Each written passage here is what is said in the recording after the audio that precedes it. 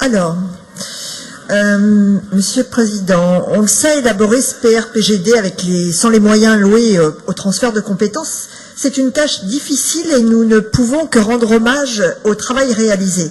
Mais nous avons aussi besoin d'avoir un exécutif qui fait aussi ce sur quoi il s'engage.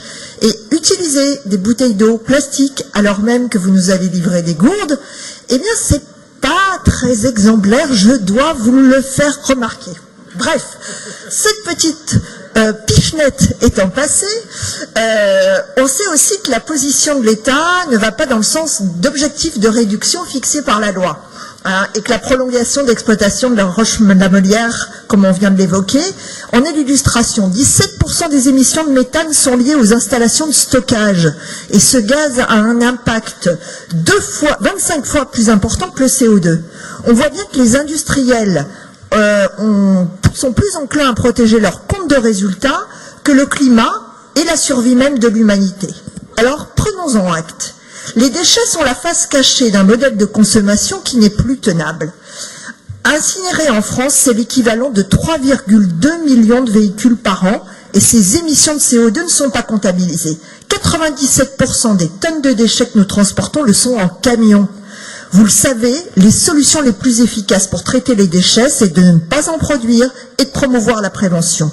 C'est aussi le moyen le moins cher. Actuellement, c'est dit dans le PRPGD, le coût moyen aidé au niveau de la région pour l'ensemble des collectivités, c'est 92,3 € par an par habitant.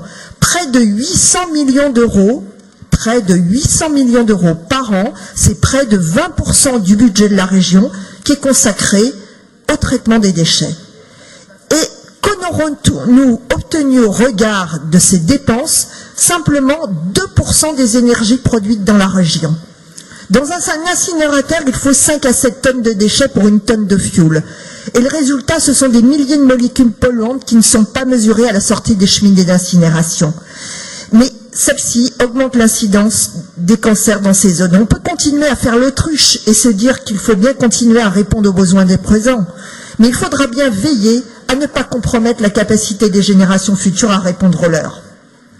Donc à long terme, il sera plus facile d'orienter ce PRPGD vers des inventaires sur la consommation. Alors permettez-nous de nous étonner que cette règle numéro 42 semble être prescriptive.